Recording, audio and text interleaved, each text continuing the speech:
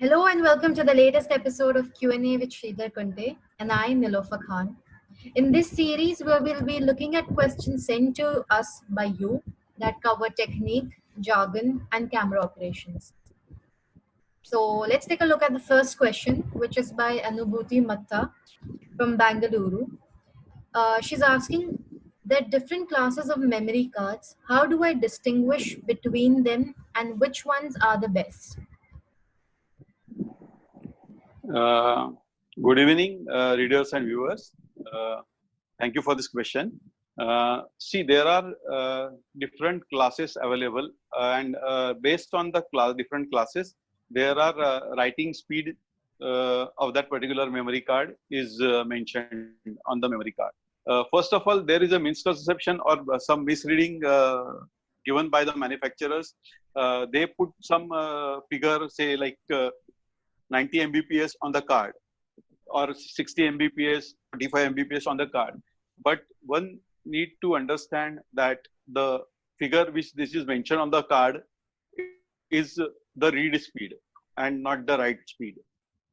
For all the cameras matching cards, you need to understand what is the write speed, because the camera will be writing the data onto the memory card from its buffer. So uh, you need to always consider what is the writing speed of the memory card, because it is a sequential writing. So this is important for you.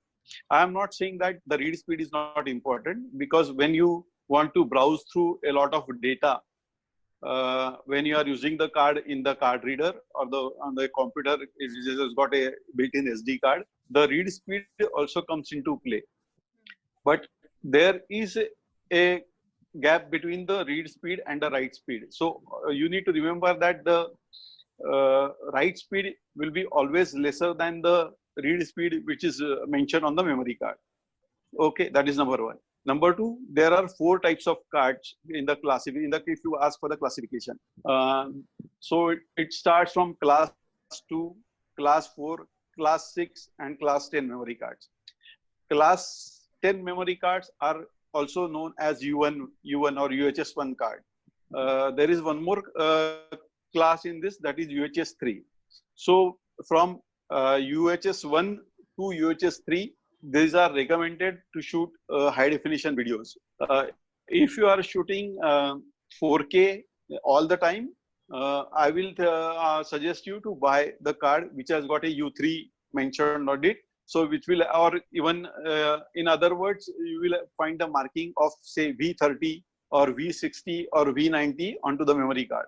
So you need to stick to the writing speed of at least 30 Mbps per second when you are using it for the high definition video recording. It will do the job for 4K also, but it is always better to go for 60 Mbps or the 90 Mbps write speed memory cards when you are using it for 4K.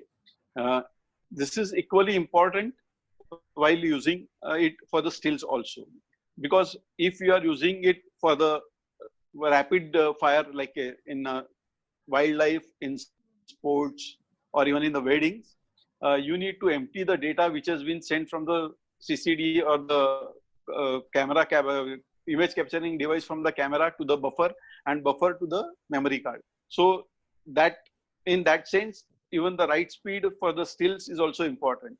But there is a difference between the application for the stills and the videos.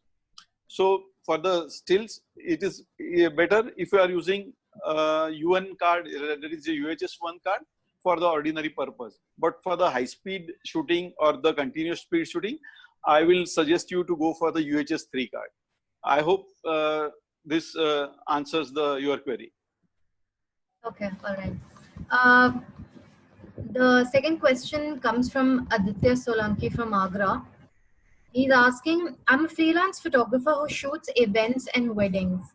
I need to buy an additional camera body for my work, and I was wondering if I should buy a second-hand full-frame camera or invest in a new APS-C camera.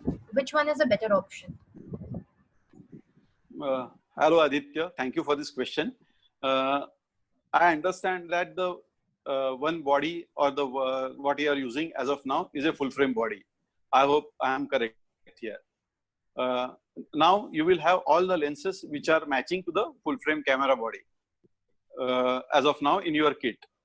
So I will suggest the options open for you are both APS-C as well as the full frame camera body, because if you have your initial your original body was APS-C, then buying a full frame body would have been a pain, because then in that case you would be end up in you having all the lenses meant for the APS-C camera sensor. Earlier there was a gap between the technologies for the APS-C and the full frame camera bodies.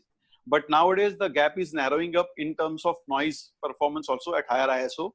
So I will suggest you can go for any of these options, APS-C as well as full frame, depending on the budget what you are looking at. Only one thing you should remember, that if you are buying a APS-C body and if you are mounting a say 70-200 2.8 lens onto it, you will get a multiplication factor of 1.5 or 1.6 depending upon the camera manufacturer. But you should understand that the background bokeh, what you are getting on your full frame body at f2.8, you will not get the similar background blur when you use the same 70-200 lens at f2.8 on the APS-C camera body. So you need to understand this. The second thing, as it is, the crop factor comes here when you are buying a second body as a APS-C. You need to calculate the newer focal length, what your full frame lenses will turn into. So you need to consider that based on your style of shooting, which is the body you should go for.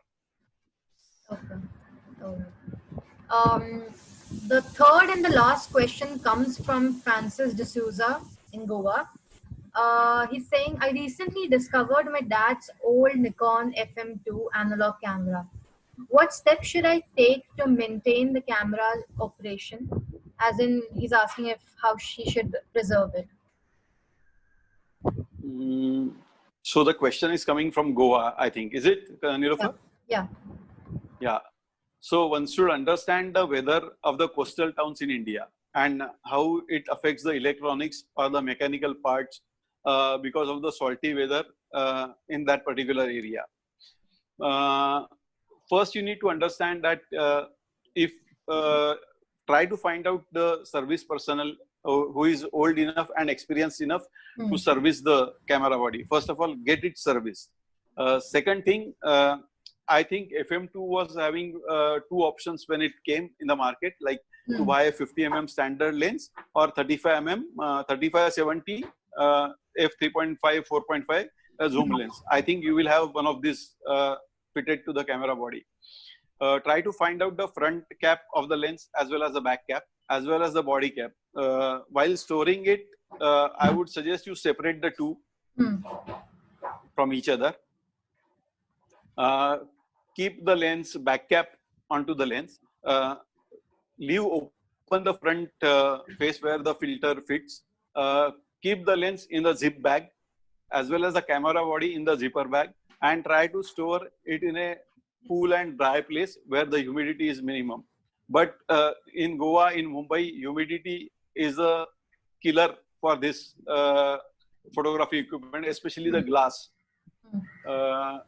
If I don't know what other kit you are having, but if you are having some digital cameras kit, I will suggest you to buy a dry cabinet for it.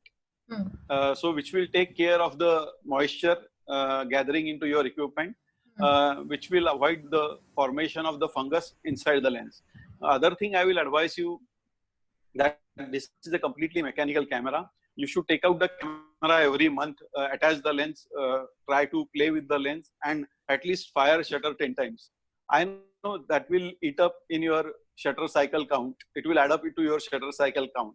But don't worry, this is built to last long, all these older mechanical cameras. Try to at least play with it, just click it without the film also.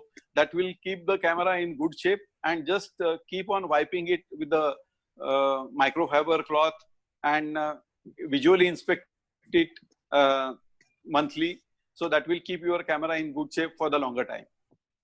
Okay. Thank you, readers. Hoping forward to see more questions during our meeting next time. Thank you.